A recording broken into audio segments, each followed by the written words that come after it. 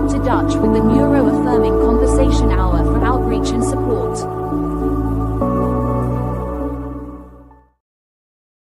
Good morning, good evening, good afternoon, wherever you are, whenever you are, and however you are. Welcome.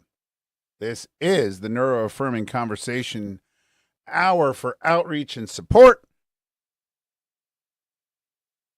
I am your host, Dr. Adam Dutch Hazlett, and I want to thank you genuinely for showing up again today.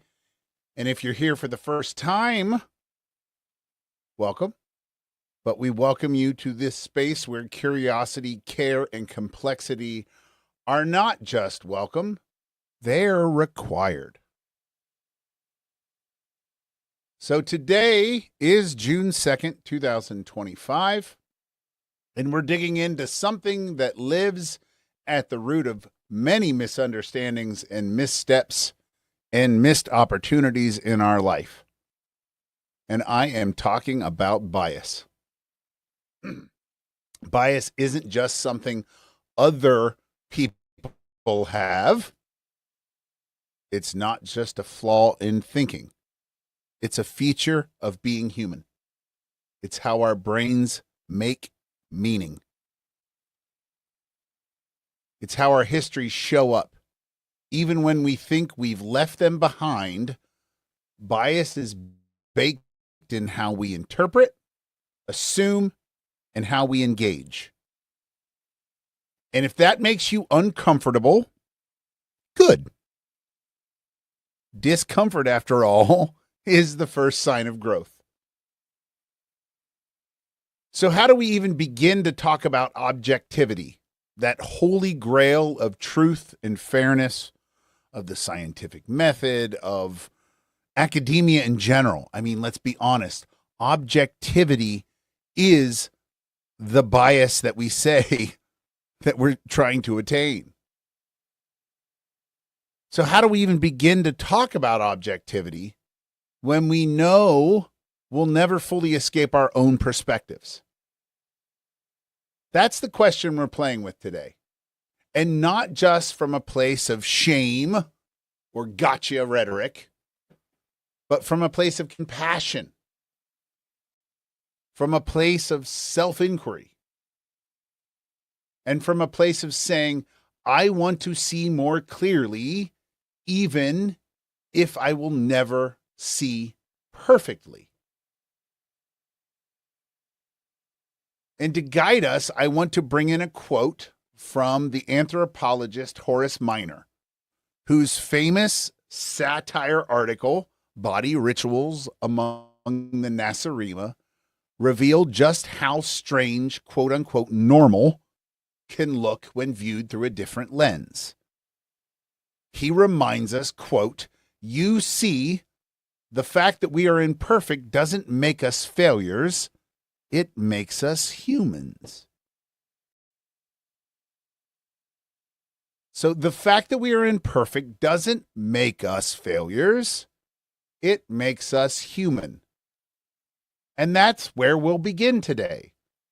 Not by chasing some myth of perfect neutrality, but by leaning into a radical idea that admitting we're biased is actually the most objective thing that we can do. Now, speaking about our humanity and embracing it and acknowledging our limitations, it's fitting that today also marks National Leave Work Early Day. Yes, you heard it right. National Leave Work Early Day. Established in 2004 by productivity expert Laura Stack, this day encourages us to challenge the pervasive culture of overwork and recognize that longer hours don't necessarily equate to higher productivity. Stack's initiative highlights that Americans often work hundreds of hours more annually than their European counterparts, leading to increased fatigue and burnout. This day serves as a reminder that by making small adjustments or micro accommodations in how we approach our work, we can improve efficiency and reclaim valuable personal time. In our current hybrid work culture, where the boundaries between professional and personal life have become increasingly blurred, the significance of setting clear work-life boundaries has never become or been more critical. National Leave Work Early Day prompts us to reflect on who controls the workday and who benefits from time off. And it brings attention to shifting norms around productivity and balance. So as we delve into discussions about bias and the pursuit of objectivity today, let's also consider how our work habits and cultural expectations shape our perspectives and interactions. Taking time to step back, to rest, and to recharge isn't just beneficial for our well-being. It's essential for fostering a more empathetic and understanding society. Now, a recent study out of the University College of London, published in Nature Human Behavior, reveals something both deeply validating and deeply troubling when we're talking about this thing of humanity. AI systems don't just mirror our human bias, they magnify it. Researchers found that when people interact with AI trained on biased human data, their own biases actually increased. In other words, the loop is real. Bias in, bias amplified, bias returned. Participants in this study were asked to assess things like emotion in faces or guess the status of hypothetical individuals. When the AI they used subtly leaned towards stereotypes, underestimating women's capabilities or assuming high status roles were more likely when held by white men, the participants began adapting those same assumptions. And many didn't even realize they were doing it. This hits at something we talk about often here at Nachos. Bias isn't always loud. It's not always a slur or a slamming door. Sometimes it's a quiet nudge, a subtle tilt in the data, a learned behavior disguised as intuition. And what makes this study even more chilling is that people using the AI thought they were being objective. After all, machines are neutral, right? Zeros and ones. Except they're not, because they're trained by us. And this has been shown time and time again in numerous studies.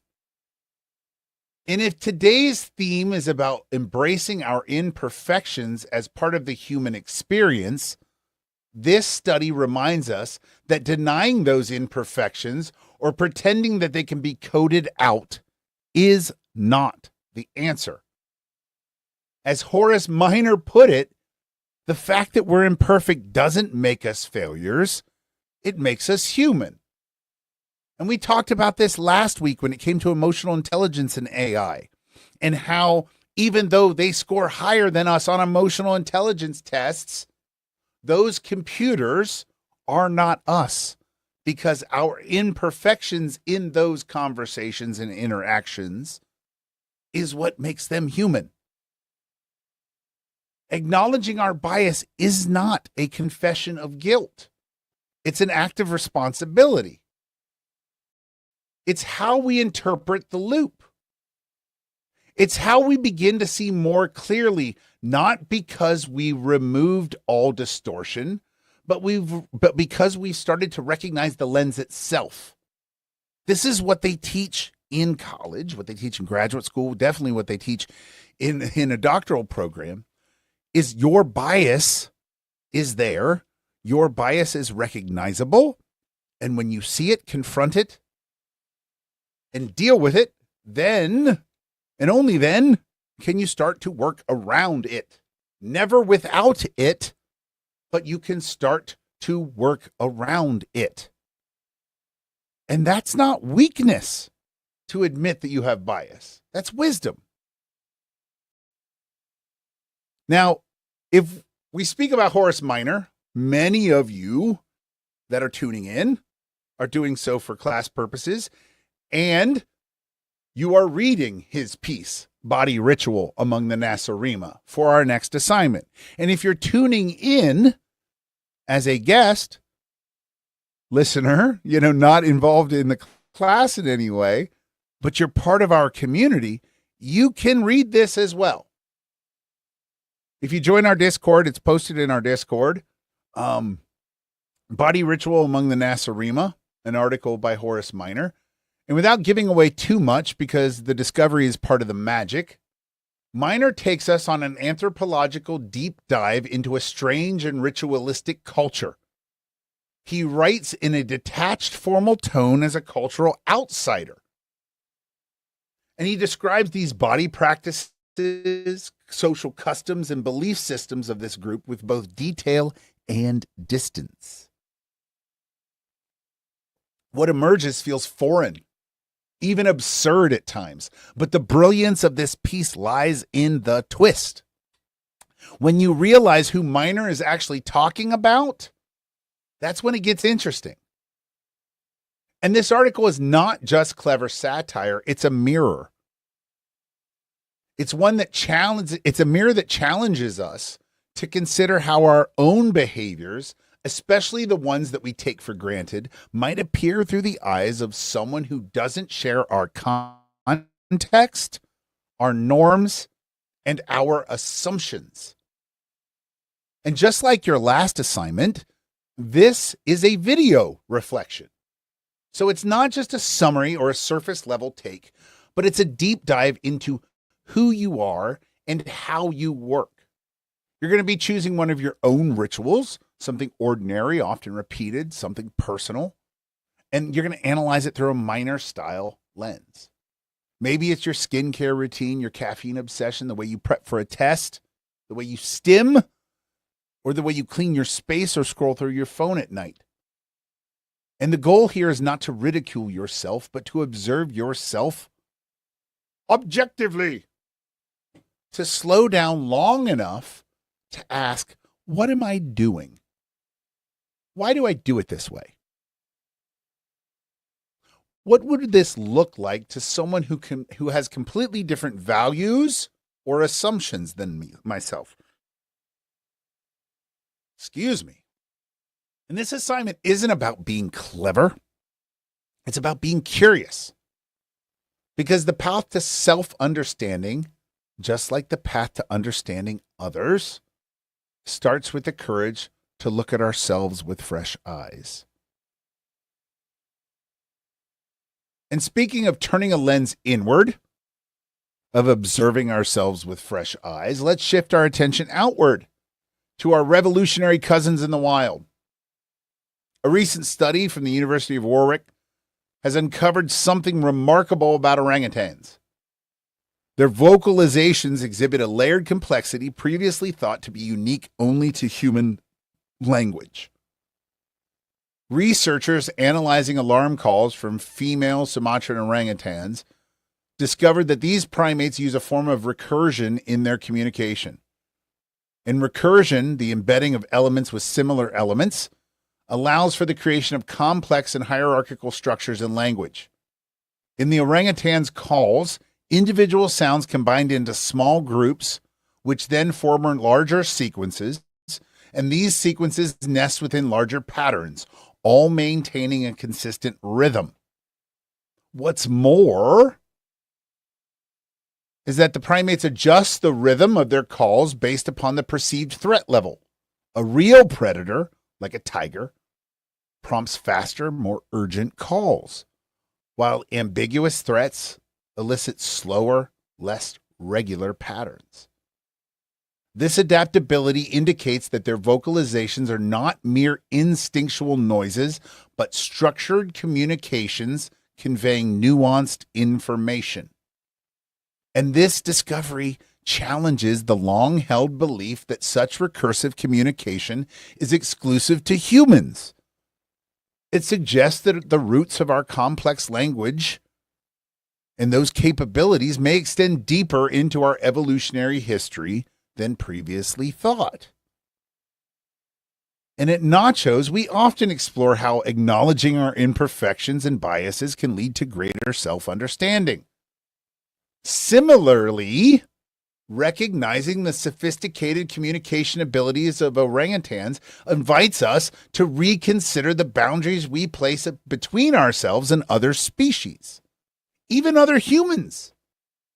It reminds us that the capacity for complex expression and adaptation is not solely a human trait, but part of a broader tapestry of intelligence woven throughout the animal kingdom.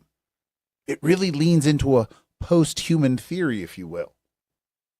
In embracing this perspective, we not only gain insight into our own nature, but also foster a deeper respect for the diverse forms of human communication, animal communication, and overall consciousness that exists between our own experience and the world.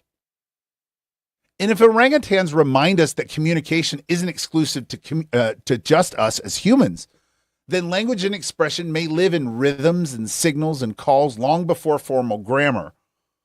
Then what happens when we turn the same lens back onto ourselves? To parts of our own expression we rarely question.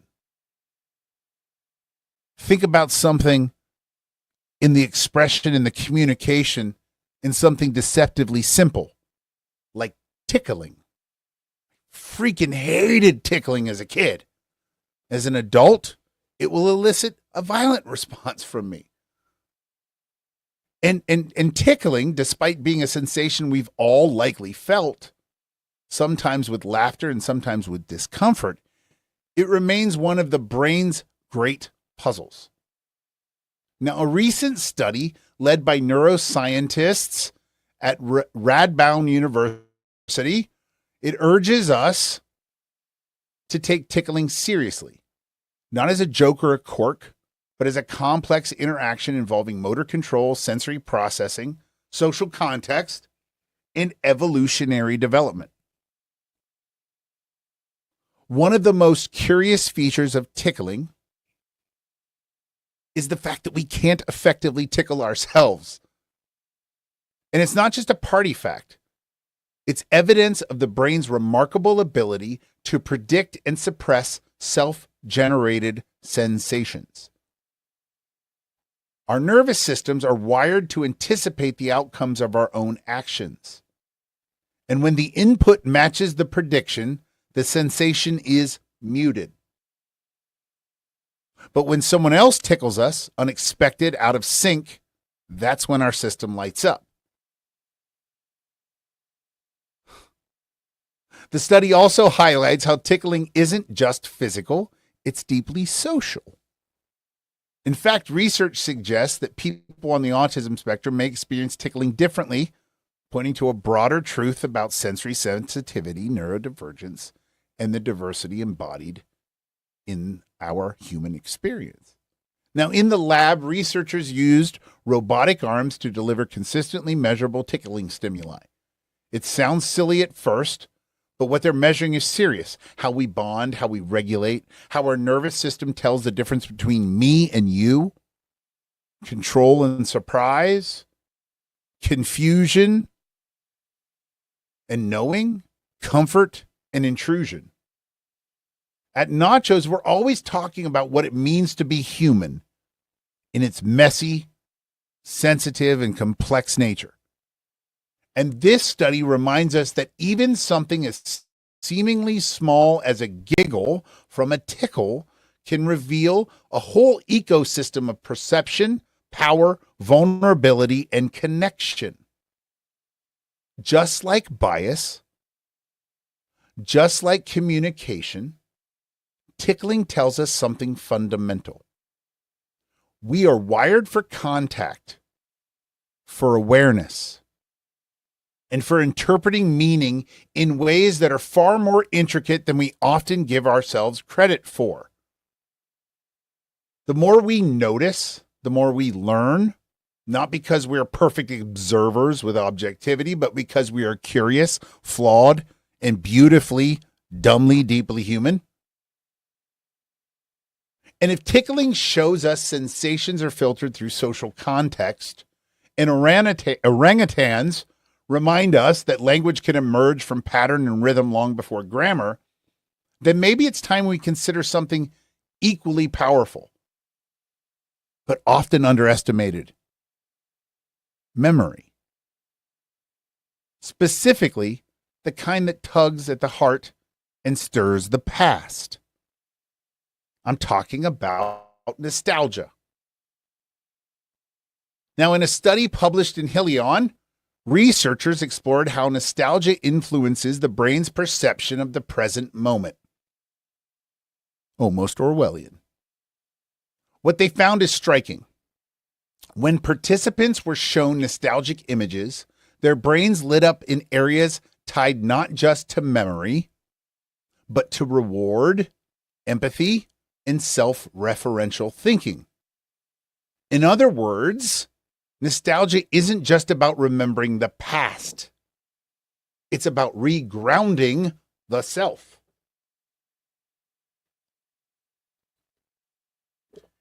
This study, it suggests that nostalgic experience can help regulate mood, strengthen a sense of continuity, and even reduce the string of social exclusion feelings. And it's not just poetic, it's neurological. These feelings of warmth and belonging aren't passive daydreams. They actively shape how we interpret the world and relate to others in real time. At NACHOS, we often talk about what it means to be human, not just idealized, not efficient, but layered, biased, reflective. And nostalgia reminds us that our brains don't just process information, but they hold stories. They hold on to narratives. They hold on to myths, stories that tell us how we are and how we became who we became. The myths that we've lived, the ones that we've missed, and the ones that we're still writing. So the next time you find yourself drifting into a childhood song, a dusty photo album, an old show, a memory that doesn't quite hurt, but isn't painless either, don't fight it. That flicker of the past might just be helping you make sense of the present. Because we are, all of us, stitched together by memory.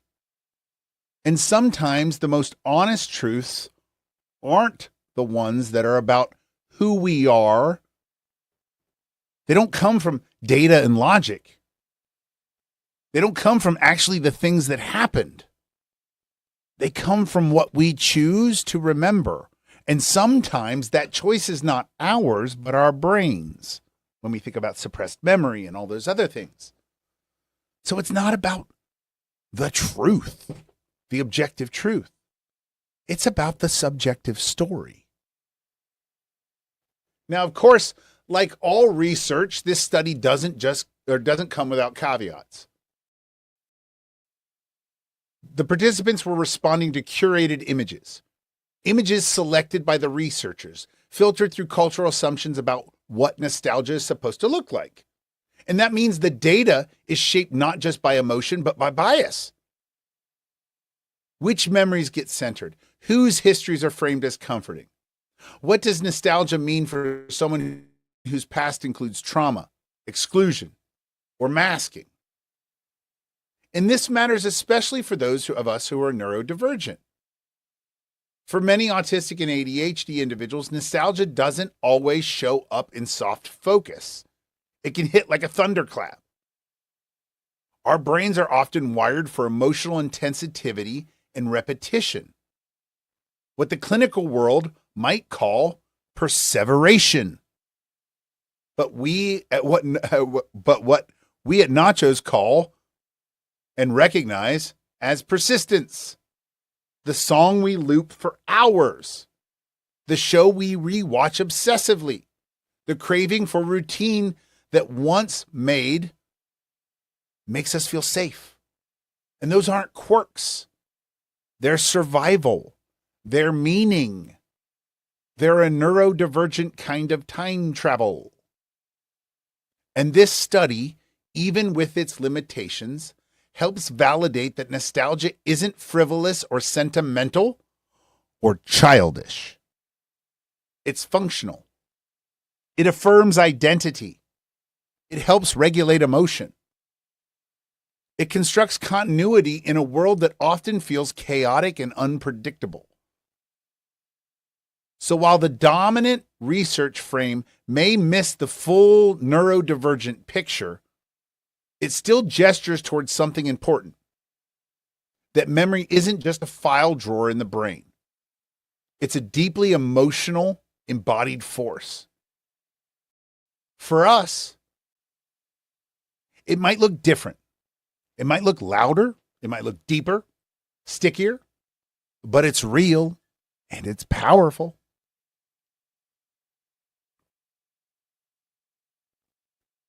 Because for those of us whose present moment and the moments that we're living now are shaped by sensory overload or social burnout, nostalgia can offer more than a smile. It can offer a map, a reminder, a quiet inner voice. A voice that says, you've been here before, you made it through, and you're still you. And that's something worth holding on to. But memory alone isn't always enough to anchor us, especially when the world around us is structured to question our validity at every turn.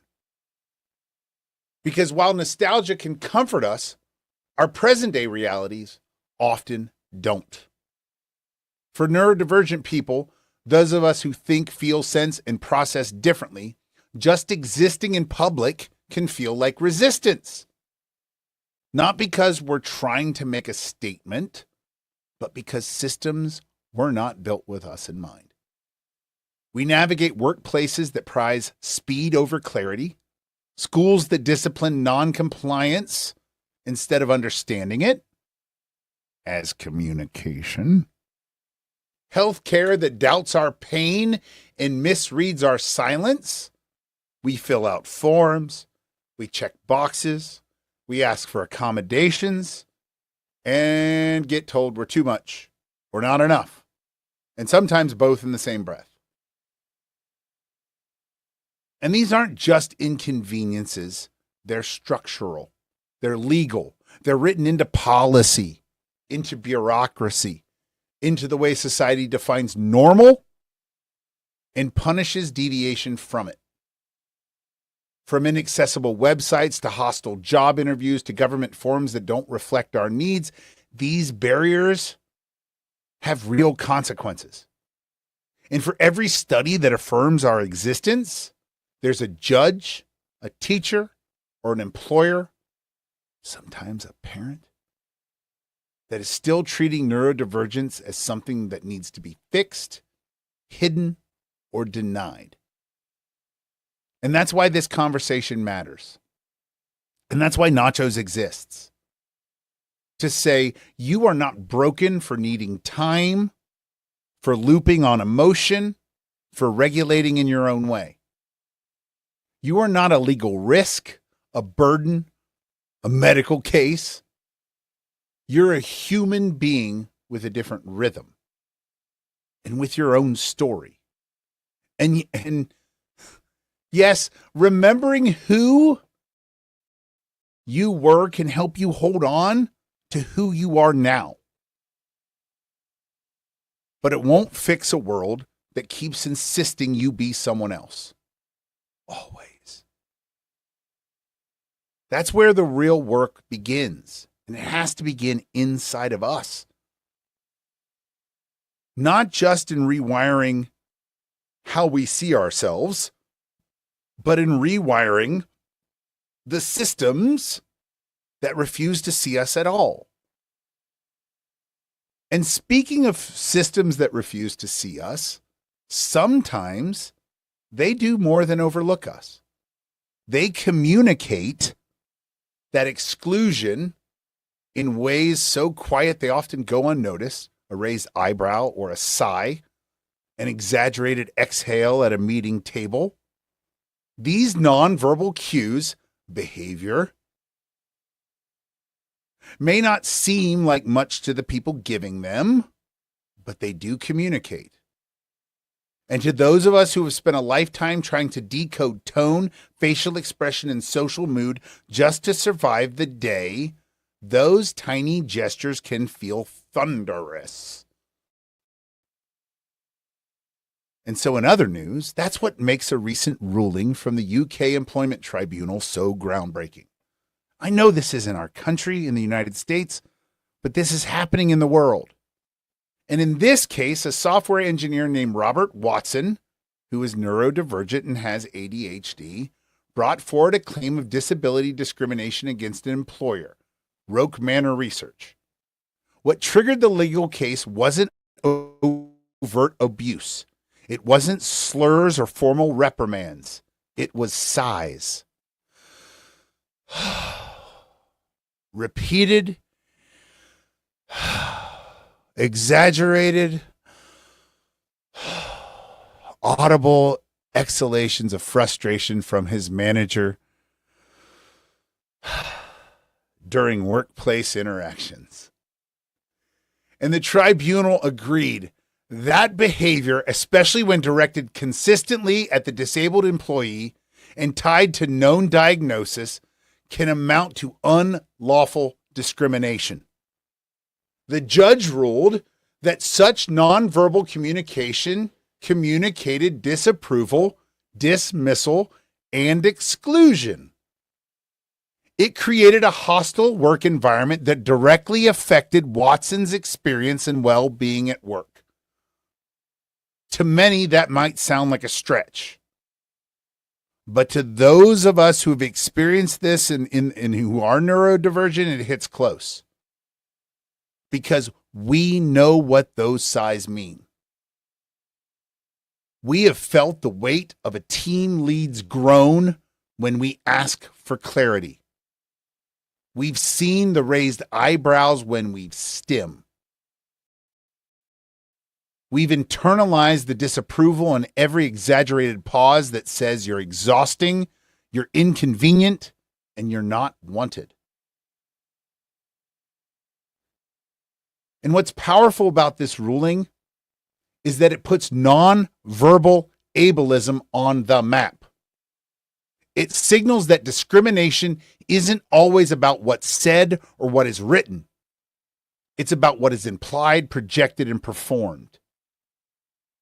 And while this decision happened in the UK, its ripple effects will be global. Because this case challenges employers everywhere to confront a truth many have avoided. Inclusion is not a policy, it's a culture. And for those of us in the US, this case offers both validation and an urgent call to action. Our ADA laws cover hostile work environments, but rarely do we see cases that take microaggressions and nonverbal marginalization seriously. Hell, our cases don't take overt, outright discrimination seriously. This ruling sets precedent, not in law for us, perhaps, but in logic and in language.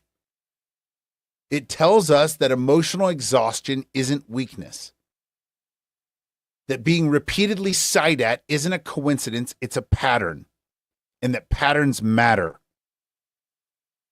At NACHOS, we say that a sigh is never just a sigh when your humanity is always and already on trial.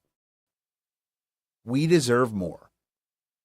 Not just access, but affirmation. Not just compliance, but care. Not just an open door, but someone on the other side who actually can and is willing to listen. So where does all of this leave us? We traveled a lot of ground today, from algorithms to orangutans, from rituals to robot tickling, memory and the legal weight of a sigh. And at the center of every story, we covered the same question. What does it mean to be human when the systems around us forget, deny, and distort that humanity? We started with bias, not as a flaw, but as a function, something that lives inside of all of us, in the way we interpret data, in the way we talk to ourselves, in the way machines learn from us and reflect us back, often in the way that exaggerates what we'd rather minimize. We explored how communication, even among, primates, isn't just a matter of noise. It's a matter of pattern, of intention, of recursion, and how our own rituals, whether we call them cultural, coping, or habit, they deserve to be looked at with curiosity, not judgment. We examined tickling and nostalgia, two things most people don't think of as neurological battlegrounds. But for many of us, especially of us who are neurodivergent, those sensations and emotions aren't just fleeting. They're persistent. They're sticky. They're wired deep. And they shape how we connect, how we cope, and how we carry ourselves through space and time. Tekiwatanga. And finally, we looked at the very real consequences of being different in a world that pretends it values diversity, but still weaponizes size and side eyes against those of us who ask for understanding, communication, clarity, or care. So what ties it all together? I think it's recognition. Recognition that bias isn't evil, it's inevitable. But when it's unchecked, it becomes exclusion. Recognition that systems, whether technological, educational, legal, or cultural, aren't neutral. They're built by humans, and that means they carry out our imperfections, our blind spots, and yes, even our biases. And recognition that for neurodivergent people and other marginalized groups, our existence isn't a glitch in the system. It's a challenge to the system to grow. Here at NACHOS, we don't ask people to be perfect. We ask them simply to be present, to sit with complexity, to listen differently, to look again. Because the more we're willing to hold both the science and the story, the data and the lived experience, the closer we get to something real, something human, something true. So whether you're someone who has always felt a little outside the lines or someone just starting to question the rules they were handed, I want to leave you with this. You are not too much. You're not too sensitive. You're not imagining it. Your body tells the truth. Your rituals make sense. Your need for rest, for clarity, and for connection, it's not weakness. It's wisdom. You are allowed to take up space. You are allowed to pause, you are allowed to loop, and you are allowed to return to what soothes you.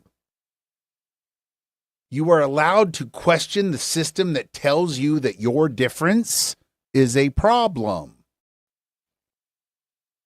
You are allowed to seek joy in the familiar, safety in the sensory, and meaning in your memories. You are not a failed machine.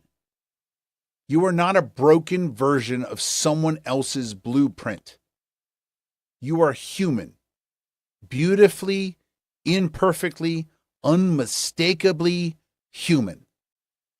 And if we carry bias, we also carry the power to change, to interrupt patterns, to build better patterns. Not because we are neutral, but because we are aware. So take a deep breath, leave work a little early if you can, or leave the version of yourself that tried to be palatable for everyone else. So there's nothing wrong with your rhythm. There never was. So until next time, remember, I'm Dr.